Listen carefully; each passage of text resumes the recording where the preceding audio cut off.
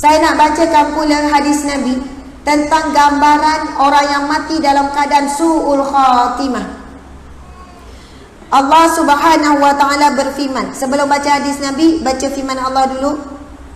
Di dalam surah Al-Anfal ayat 50 hingga 51. Dan amatlah ngerinya kalau engkau melihat ketika malaikat mengambil nyawa orang-orang kafir dengan memukul muka dan belakang mereka sambil berkata, rasalah kamu azab seksa neraka yang membakar. Yang demikian itu ialah disebabkan apa yang telah dilakukan oleh tangan kamu sendiri.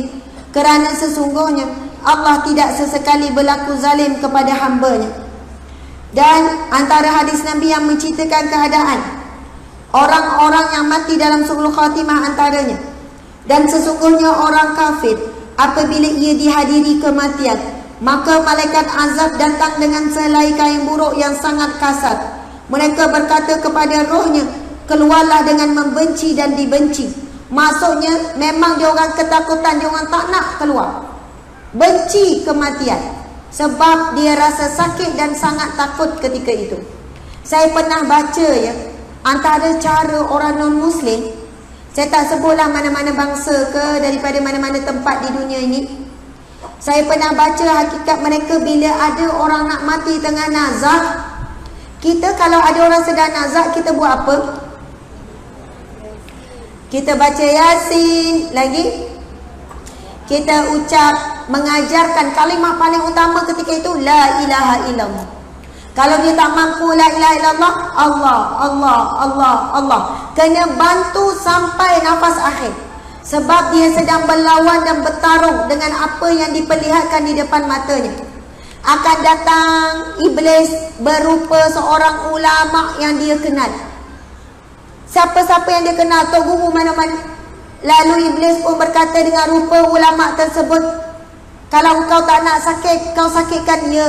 Kalau kau tak nak sakit, kau tunduk, engkau angguk saja. Menunjukkan seumpama dia sembah syaitan dan iblis. Kalaulah kita sebut juga Allah, Allah, dia tetap Allah, Allah, Allah, dia bertahan.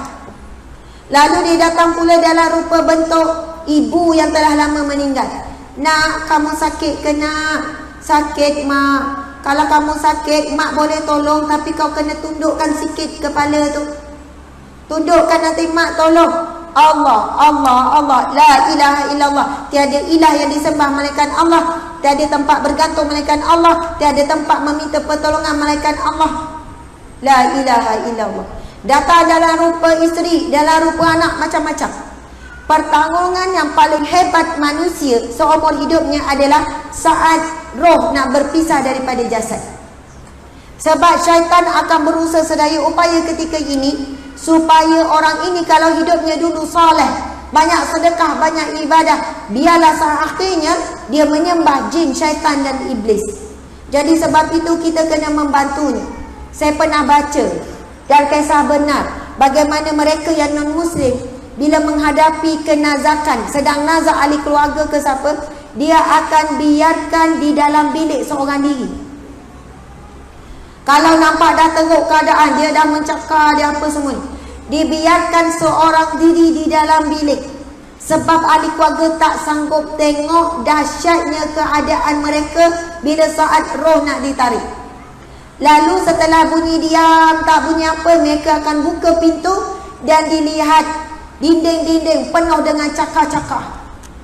Sebab ketika berhadapan dengan nazak tu, dia kesakitan, dia mengelupur sampai berbekas pada dinding-dinding, cakar-cakar. Begitu begini dibiarkan sehinggalah dia selesai.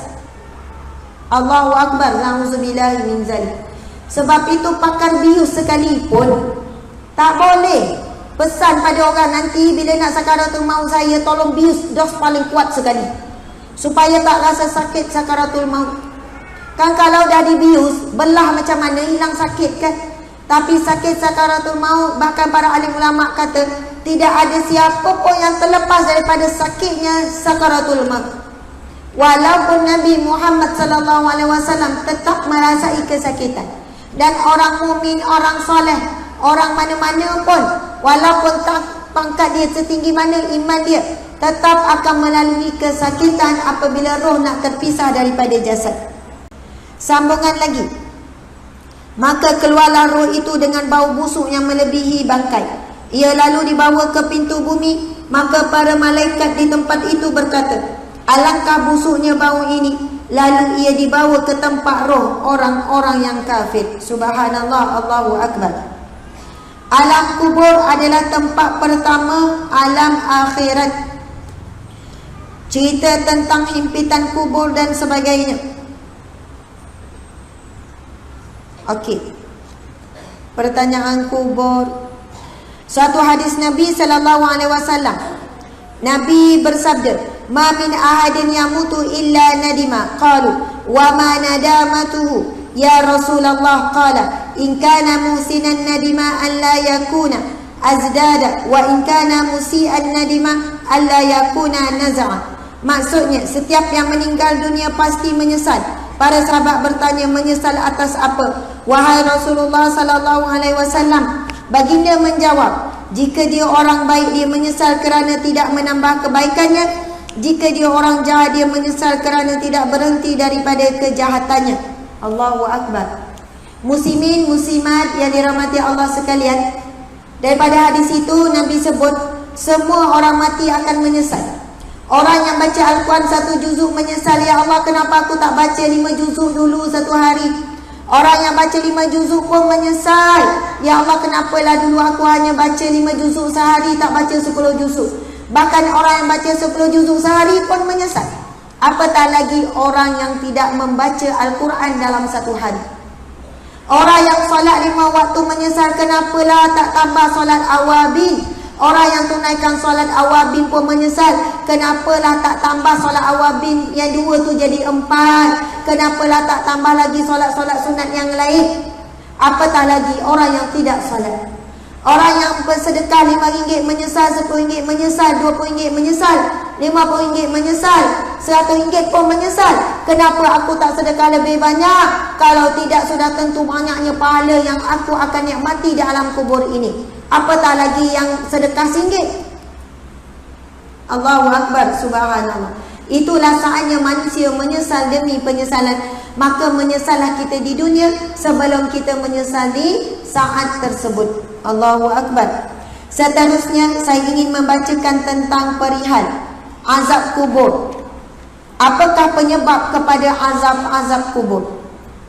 Nabi SAW bersabda, yusallitu ala kafiri fi qabrihi tis'atun wa tis'una tinninan taldaghu hatta taquma sa'ah falau anna tinninan minha nafakha fil ardi ma ambatat khadira. Sadaqa Rasulullah sallallahu alaihi wasallam. Okey, insya-Allah sekejap lagi ya kita akan edarkan tabung, tapi saya nak sentuh bab sedekah dulu sebelum tabung diedarkan. Akan diutus untuk orang kafir di dalam kuburnya 99 ular yang sangat besar. Semua menggigit dan mematunya hingga hari kiamat. Anda seekor sahaja daripada ular ini keluar di dunia akan menyembuhkan racunnya ke tanah, maka tidak akan tumbuh tumbuhan di muka bumi.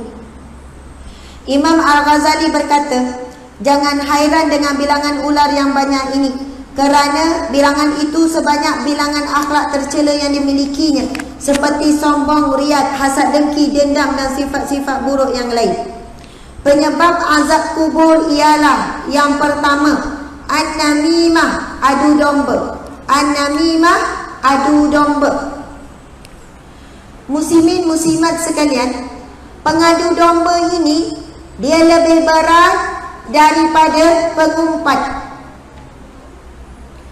Ini di antara sebab azab kubur yang tidak akan diselamatkan. Maksudnya walaupun dia beramal soleh dan sebagainya, kalau dia an-namimah, pengadu domba, dia akan diazab oleh Allah dengan azab kubur yang sangat dahsyat. Okey, cuba kita duduk tegak sekejap. Angkat tangan kanan, letak atas bahu orang sebelah.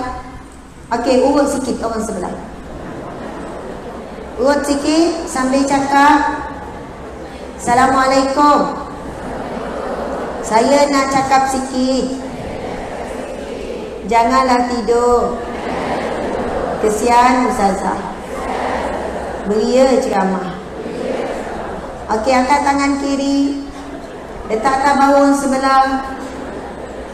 Okey, sambil urut cakap. Saya pun nak cakap sikit. Awak pun samalah. Jangan pandai cakap orang je. Awak pun nampak cakap ya je. Alhamdulillah. Okey, pusing depan.